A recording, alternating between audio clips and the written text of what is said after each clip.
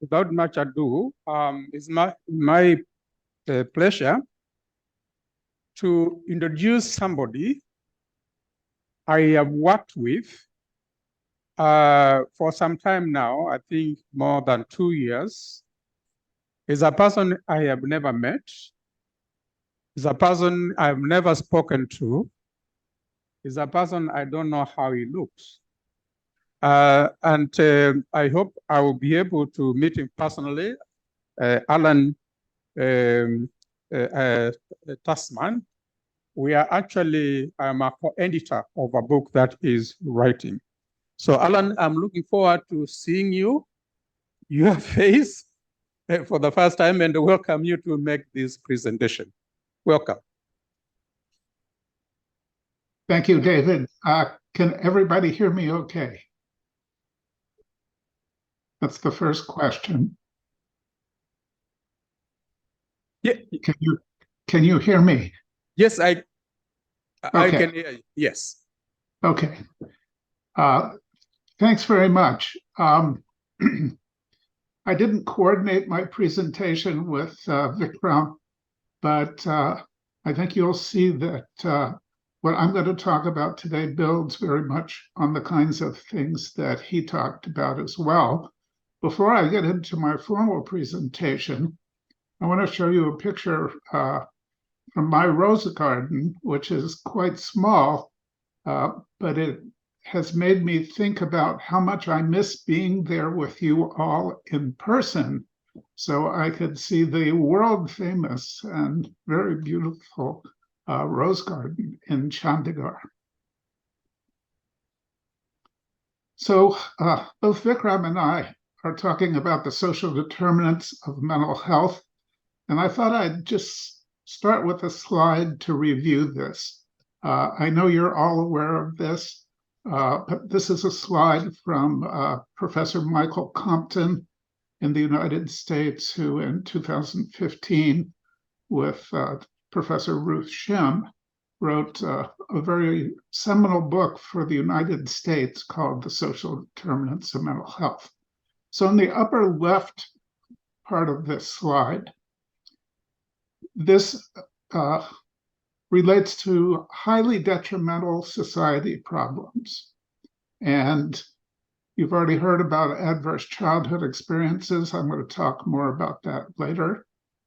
But also discrimination or social inclusion, social exclusion, exposure to violence, criminal justice involvement. On the upper right, this has to do with components, social determinants that are related to socioeconomic status and opportunities for accruing wealth. And again, these aren't a completely comprehensive list. They're just illustrative. Low educational attainment, unemployment or job security, poverty and income inequality, and neighborhood poverty. On the lower left, this quadrant deals with both immediate, local, and global physical environment issues. And this has to do with the adverse built environment, neighborhood disorder, pollution, for example, and the impact of climate change. And the lower right quadrant deals with basic needs in terms of housing, food, transportation, and healthcare. So clearly this has to do with housing instability, food insecurity, poor access to transportation, and poor access to healthcare. And again, this is not a complete list, but it's an illustrative list. So I want to do a thought experiment here. So imagine you're a trainee in the Emergency Psychiatric Services Department, and this is your next patient. A single mother comes to the emergency service for anxiety problems of several months' duration. You spend a good deal of your time reviewing her symptoms, which reveal that she meets the criteria for generalized anxiety disorder. What you've learned, but haven't been able to explore in any detail, is that she lives in a high-poverty rural area in any country, including the US. with 2 small children, one 3 months old, one is 2.5 years old. Her husband left their small village for the city 6 months ago to find work because there wasn't any work available. But she hasn't heard from him since before the birth of her infant. And she worries what has happened to him. Is he safe? And because he's not there with her and her children, will she and her children be safe? She's unemployed. She has no source of income because, in part, there aren't positions, but in part, she can't find any daycare for her very small children in her own village. She can only afford food with government subsidies, which usually run out before the end of the month, especially since prices have risen due to the pandemic. She's unsure from month to month how she'll pay for her housing. Government subsidies provide for some health care for her children, but not really anything else other than some food subsidy. She admits that she's so stressed that she often loses her temper with her children, especially when her infant keeps crying because she's so hungry. She says she can't meet her own emotional needs and worries about her children all the time. You look at the clock on the wall and you see that the time devoted to this evaluation is almost over, and you've learned almost nothing about the children. But you have to develop a treatment plan. And you wonder, would she actually even be here if she were living in a different setting? So there are a variety of dilemmas that come from this evaluation. You're aware, as you've heard from Vikram, that there's a robust body of research that indicates that adverse childhood experiences have the largest impact on later life of all social determinants of mental health. And it's the most extensively studied. Now, these include, but aren't limited to, parental death or absence, parental illness, overt or inadvertent psychological or physical harm, inadequate nutrition, experience of or exposure to violence. And these adverse determinants affect school readiness, later school success, experiences with the legal system, and later job and family success. So you're wondering, did I spend enough time talking about this with my patient? I didn't have enough time. And I haven't learned anything about her children. So who is my patient? Is it the woman who's sitting in the emergency department? How am I even going to intervene with her? Is the focus on her children, her situation in life, all of these? How am I going to deal with all of this? This pertains in part to a model that we often use in psychiatry. We talk about the biopsychosocial model all the time. This phrase, biopsychosocial, was actually invented by an internal medicine doctor in the United States in the early 1970s. As you know, it's an integrative approach to understanding the etiology of illness, treatment, and health status. And this integrative approach is essential, we all agree, for optimal assessment, for our relationship with the patient, and for treatment planning. Optimally, doing an evaluation and setting up a treatment plan within the biopsychosocial model includes addressing the social determinants of both health and mental health. But in reality, in daily life for any of us as clinicians, we don't have time during an evaluation or during a treatment session to include this type of assessment or treatments geared toward a full biopsychosocial approach. So why are we talking about this now so much? We've known about the impacts of social determinants for centuries. And the WHO, the United Nations, in the United States, the Centers for Disease Control have focused on these issues for at least several decades. But clearly, the COVID-19 pandemic has brought an awareness of the adverse impacts of social determinants to the foreground, both due to the social isolation related to the pandemic.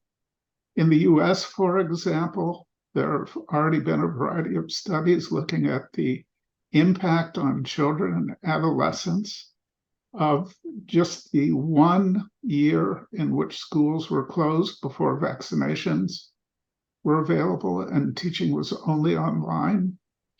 And there are projections that the loss of social development, not just academic development, may be something that's irreversible. Also, we're aware of increased global societal stresses due to all kinds of things: man-made and natural disasters, wars, political strife, resource losses, climate change, voluntary and forced migration and immigration.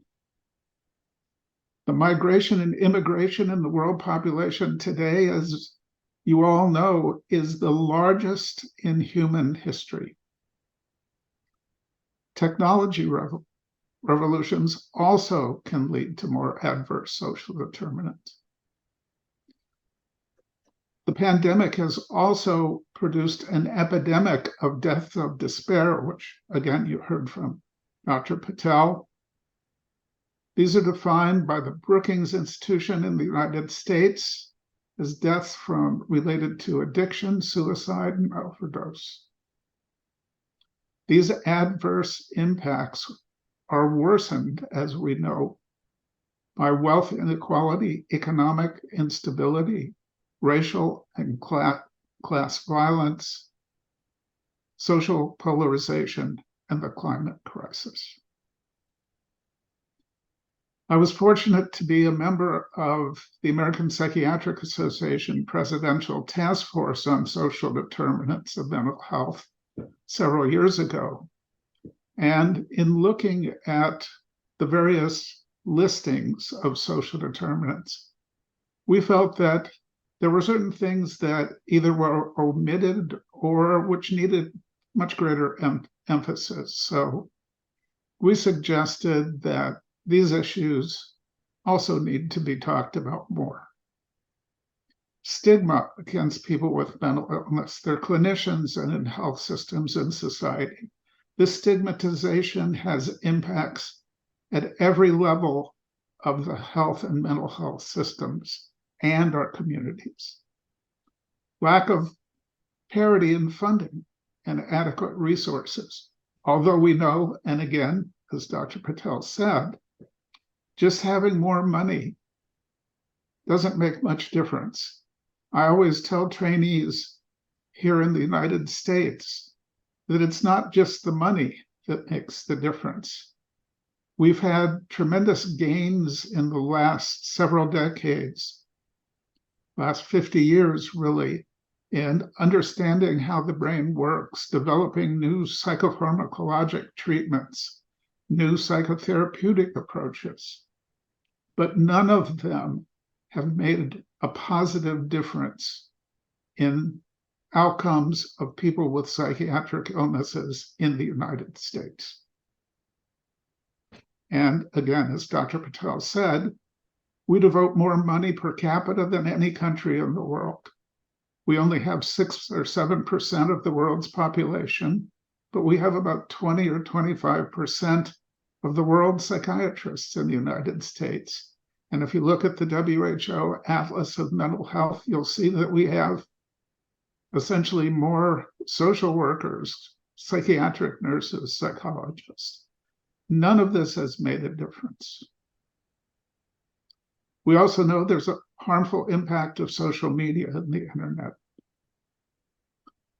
In the United States, not a month goes by without a national media report of some young adolescent or even elementary school age child who committed suicide due to online social bullying.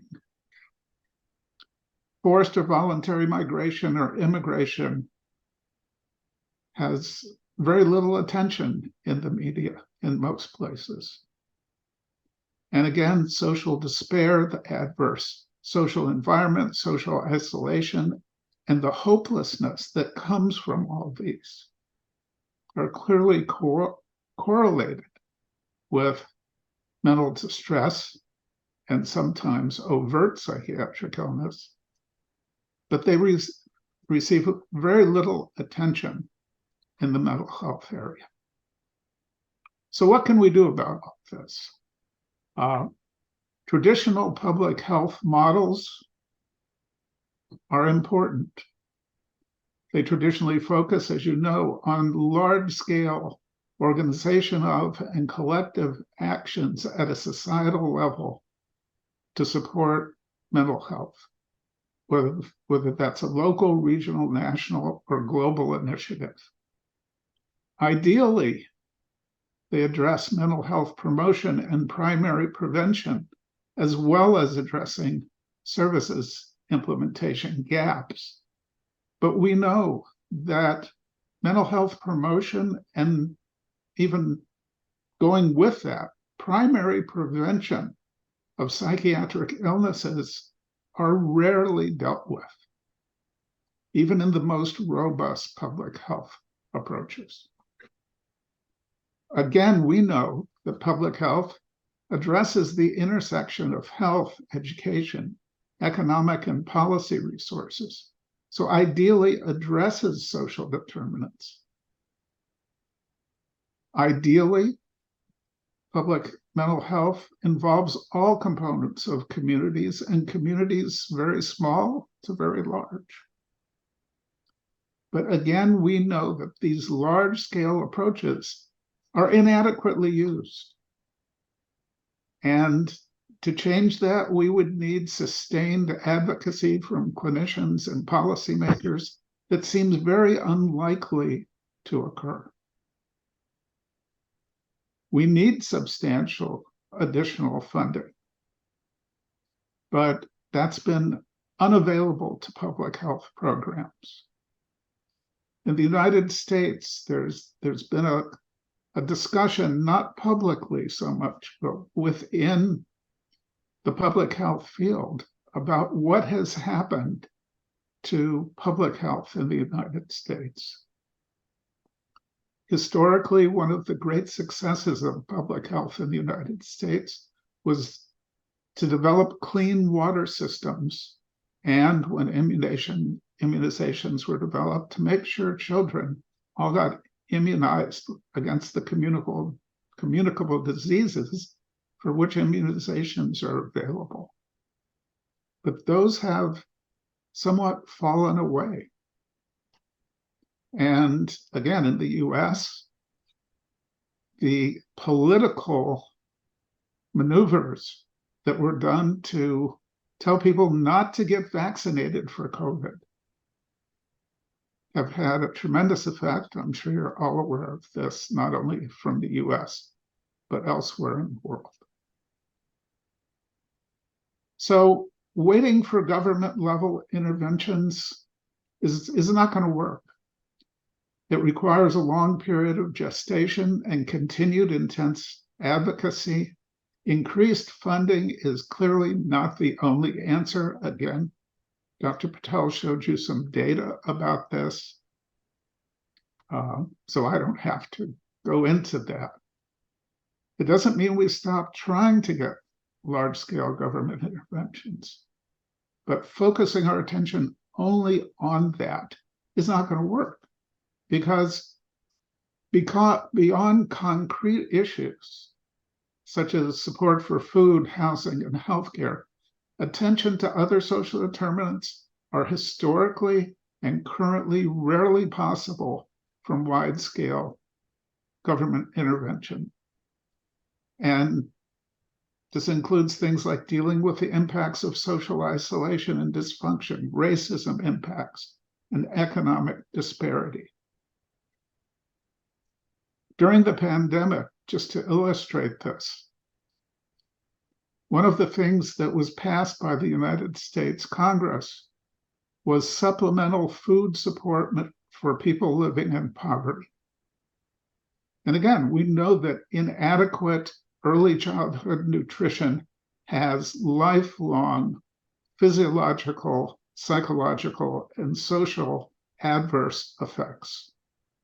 So part of the government plan provided a doubling of support for food for families living in poverty. What happened as a result of that was that the percent of children living in poverty in the United States, which compared to many countries is low, 15% of the children living in the richest country in the world still live in poverty and have inadequate nutrition. But the pandemic funding immediately took that from 15% of children to 5%. And that persisted for almost 2 years. But because of political problems in the US, which we won't talk about today, they're in the news way too much already, the funding was discontinued by the Congress, so that the number of children living in poverty with food insecurity, housing insecurity, inadequate health care, et cetera, is now back to or above pre-pandemic levels. So what do we do when we know we can't really rely on large-scale government approaches to address these things? So maybe we need to think about how we can do some other initiatives that don't rely on government support, don't rely on expensive specialty care. So I want to give 2 examples of public health type approaches that can help address the adverse psychological and social impact of disrupted social cohesion and social isolation. So one of these that I'm going to talk about is called asset-based community development. There's a website. If you do an internet search for asset-based community development, you will find a multitude of resources. This was an approach developed at Northwestern University in Chicago in the United States in 2017. But now there are sites using this approach in almost every continent of the world.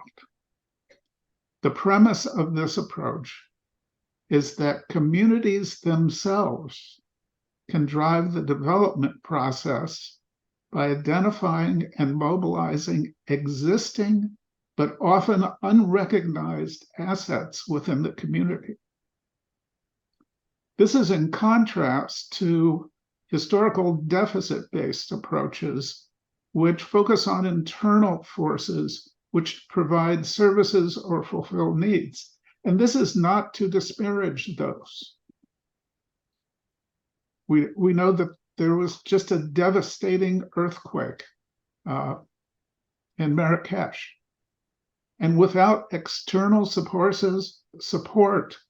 for food, housing, healthcare needs, that the people affected by this community would be in even more trouble than they are today. So this isn't to disparage deficit-based approaches, but let me give you an example. In the United States, what we call food banks are very common.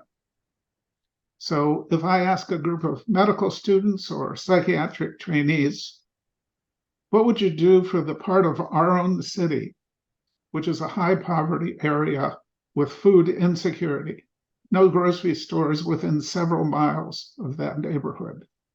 What would you do?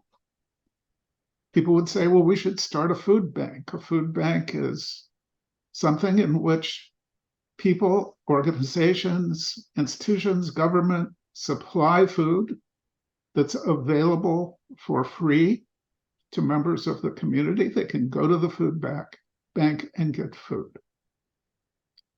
That, however, relies on external support. It doesn't provide a long-term solution. So an asset-based community approach would ask a question: is there anyone in this neighborhood who knows how to grow vegetables? They seem like an odd thing.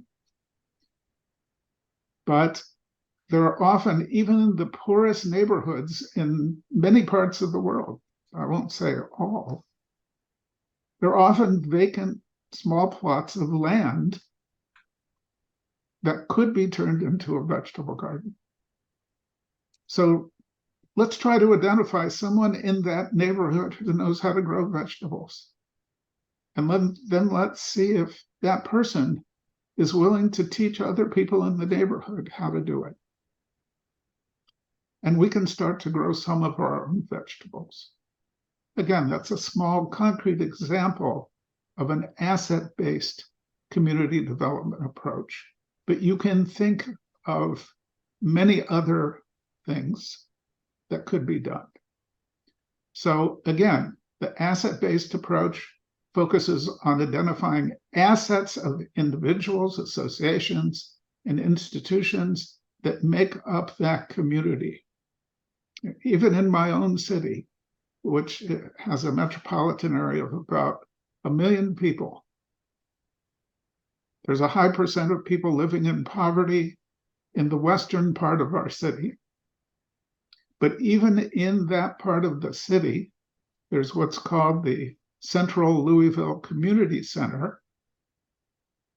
And it is the home base for 150 small community-based organizations doing the kind of work I was just talking about. So again, the key of an asset-based community approach, it doesn't require a lot of funding, but it's beginning to use what's already in the community, then having groups of people in the community work together to build on the identified assets through group work in a neighborhood, for example, to build those assets out to meet community needs.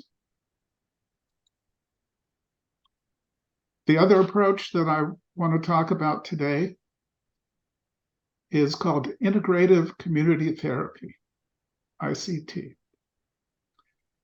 Integrative community therapy, some of you may be aware of, it was started in Brazil in 2017 by a psychiatrist named Dr. Adalberto Barreto, who was responding to the need for community-based mental health services in the setting of the extreme poverty of the Brazilian favelas, their slums. So ICT is built on a participatory structure that elicits positive community building, community cohesion, community resilience, which then translates down to improved individual resilience. Through discussions of problems of daily life, guided by a trained ICT therapist, who may be a professional, but more commonly is a lay leader, not a trained mental health clinician, not even a trained health clinician. And this occurs in groups of from 15 to 100, sometimes even more than 100.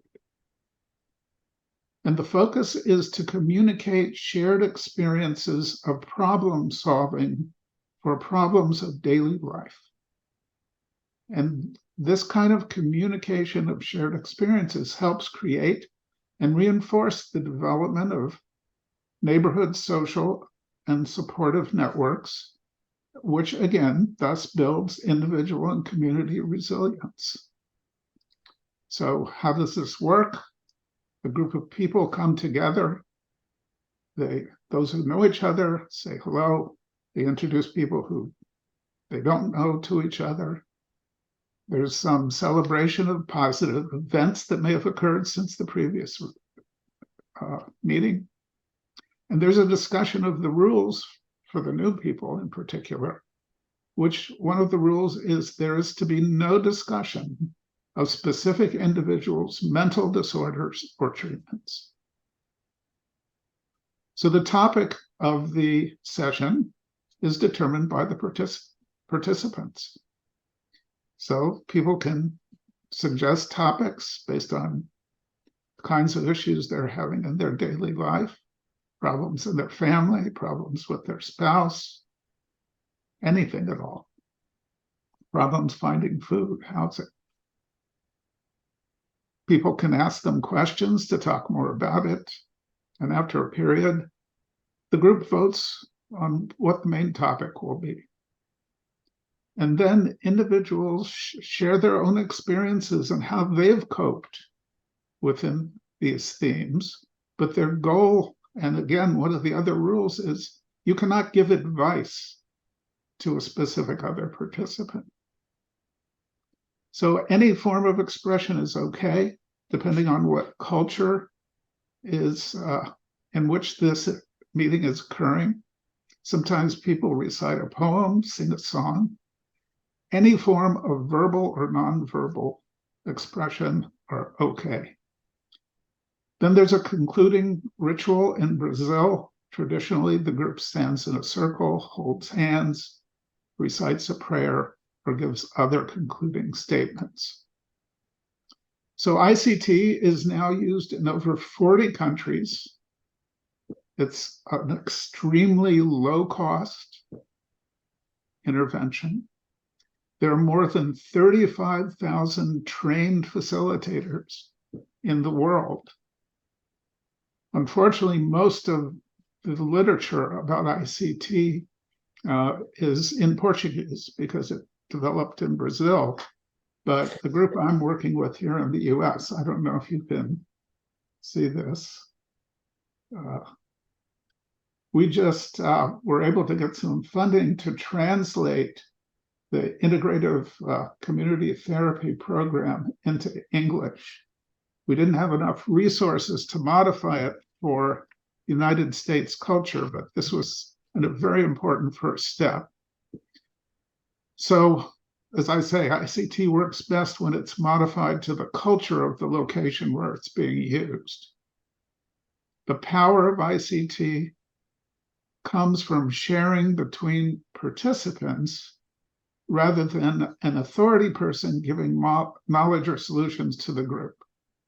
So as Vikram said, we need to completely change the way that we approach mental health and mental illness. This is the opposite of somebody coming to a doctor and the doctor does an assessment and says, here's what's wrong, here's what you need to do. So in ICT, the power comes from sharing among participants. There has been a substantial amount of research on ICT. Over 12,000 people have been included in this research. 87% reported that they had resolved or diminished the intensity of their primary mental health concerns after only 4 ICT sessions. And a substantial number of those indicated that while they were thinking they needed to seek formal mental health treatment, a substantial number of that 87% said they no longer felt any need to seek traditional kinds of mental health treatment, which is a pretty amazing phenomenon. There is a website I would draw your attention to. Visible Hands Collaborative is the name that we use in the United States as we're trying to introduce ICT here. If you look at visiblehandscollaborative.org, or you can also do a search for integrative community therapy. But the Visible Hands Collaborative has a video example of an ICT session that was conducted in Brazil, but it has English subtitles so that those who speak English can understand what's going on better. Now, we could talk for weeks about all of the smaller scale, non-government approaches that have been used from a public health perspective to try to enhance primary prevention, keep people from having mental health problems. To start with, Vikram talked about a number of things that he started himself and other programs that people have started. But I also want to talk about other things that we can do now, not quite so easily, but which are just as important. Like most societal change, it's difficult to start with adults, older adults. So I want to include mental health professionals in this grouping. We were all trained in a certain way. It's going to be extremely hard to get us to completely shift our frame of reference. Not impossible, but difficult. So to me, the way to start is with the next generation. So what do we need to do? Well, we obviously need large-scale and small-scale educational research to see what kinds of things work best. We need policy implementations in learning institutions and accrediting bodies to make sure that we can provide the kind of innovative clinical practice initiatives that we want. And we need sustained advocacy so that both communities and individual patients will be impacted. So where could we start, for example? National standards for clinician training in social determinants of mental health. There are some existing curricula. They're not widely used anywhere, either in college, in graduate schools, in social work, nursing, psychologist training, not in medical schools by and large, not in psychiatric residency programs. The only way that those are going to be implemented is for national accrediting bodies to change accrediting standards to include this kind of training and education for these kinds of curricula. We also need to develop easy-to-use screening tools that do not rely on specialists to do them. So some of the tools that have been developed use community volunteers who are trained to do various kinds of mental health, mental illness screening.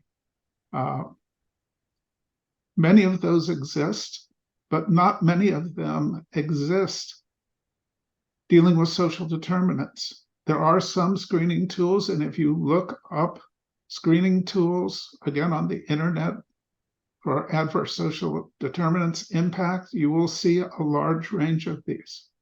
So many of them do exist. They're not widely used or implemented, but very few of them are ideal. For example, the ones that have been developed in the United States, and these have been developed not by psychiatrists, but by pediatricians, the National Pediatrics Association, the National Association of Family Physicians.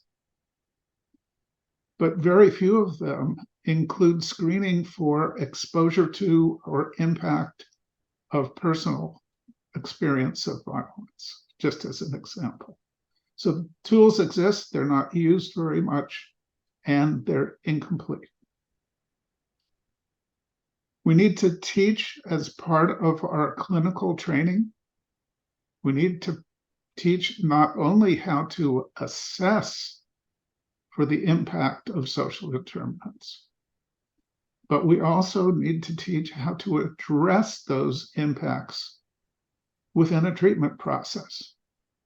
Now, when I talk about this to clinicians, trained clinicians, sometimes psychiatric residents as well. And I talk about food insecurity, unemployment, housing insecurity. Not uncommonly, the response will be, what am I supposed to do? Find this person a job? Find them a place to live? Get them some food? No, we can't do those things. What we can do, though, is assess whether or not any of those things have had an adverse impact on that patient of ours' mental health. And we can learn how to address that impact within the treatment process, even if we can't directly change the adverse social determinant itself. So again, these specific things all require a greater emphasis on sustained institutional and professional organizational advocacy for change. There are a whole range of other things we could do.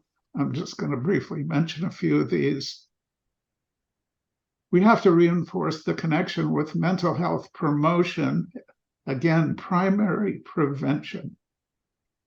When I was a medical student, I trained at the only place in the United States. I did an elective at Harvard Medical School at the Laboratory for Community Psychiatry.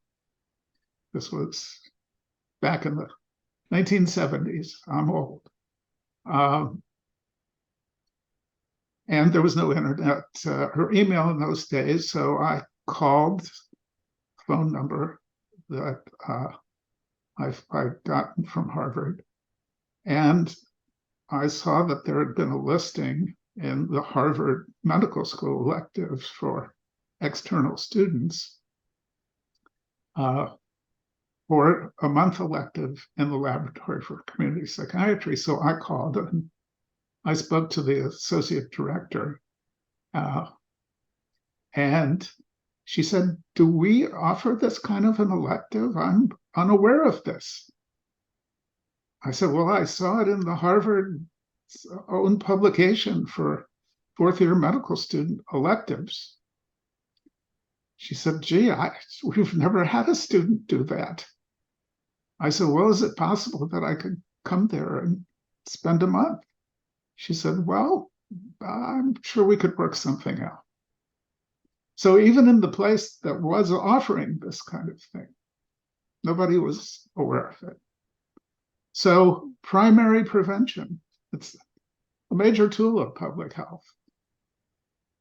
Wasn't and still isn't used very much for mental health promotion.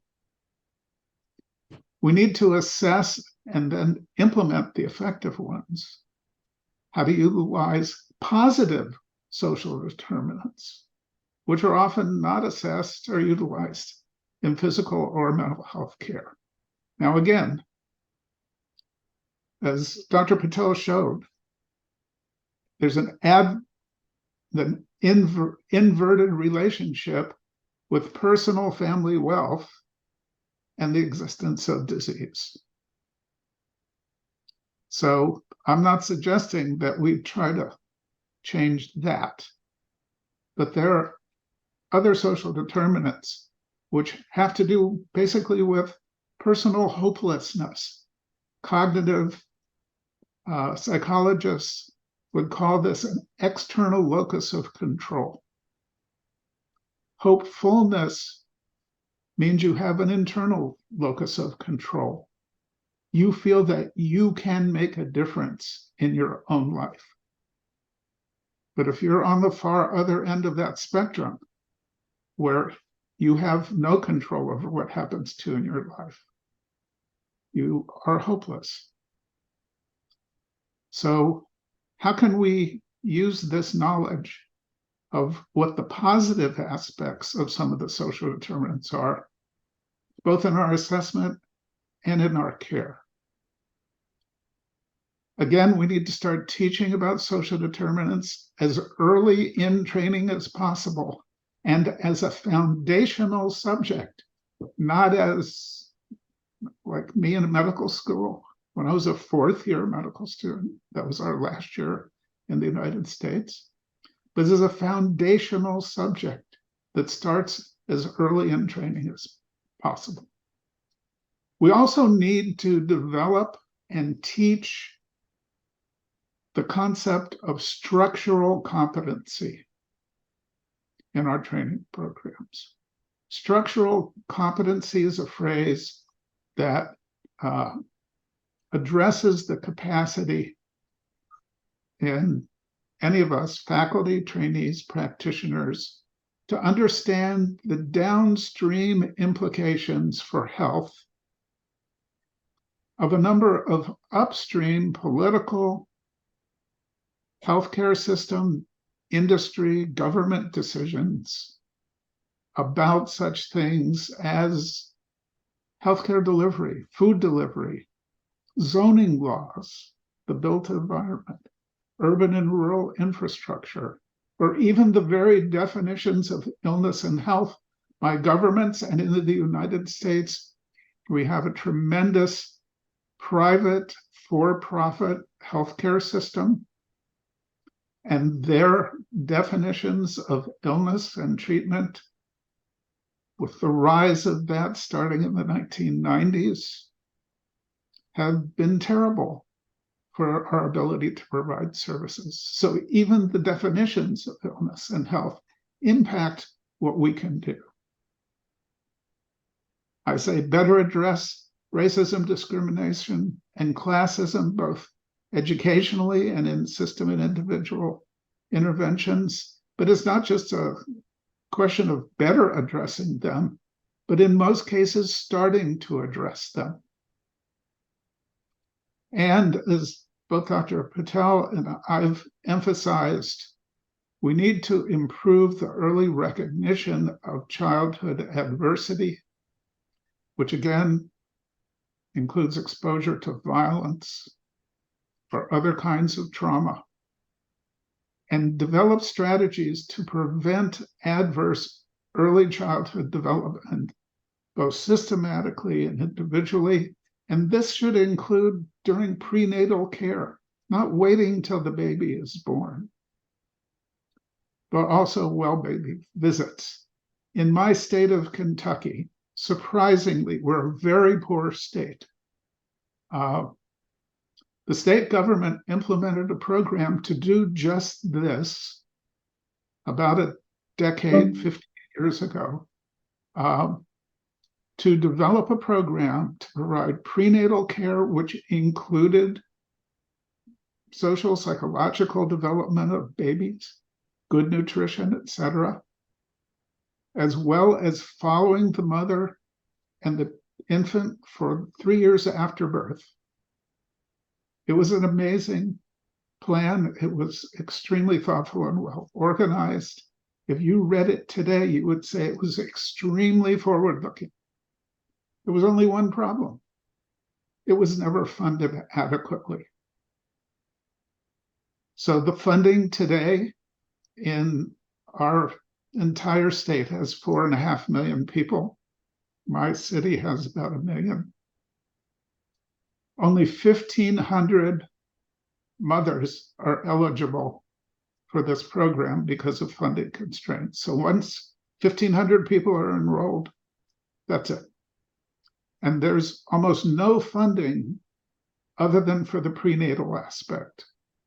So all of the issues to deal with children thriving in the first 3 years of life, it's pretty much absent. Now, I'm a psychoanalyst, and these days most people think that psychoanalysis is relatively irrelevant to psychiatry. Allan, allow me to... This is my last comment. So one of the things I learned as a psychoanalyst is the incredibly important social and psychological things that happen in the first 3 or 4 years of life. So our interventions can't wait till children get to school. We need to start much earlier. So again, thank you for your attention. I was a member of the American Psychiatric Association Task Force on Social Determinants.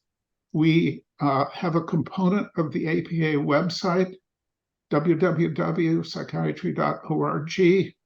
If you go to that website, you don't have to register, you don't have to have an ID or password or pay any money.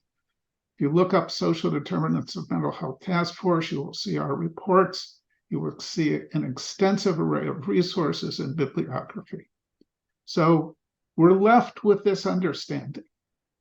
No time in history is ordinary, but sometimes are exceptional and extraordinary. This is our time. What will we do to better address the social determinants of mental health? Thank you very much.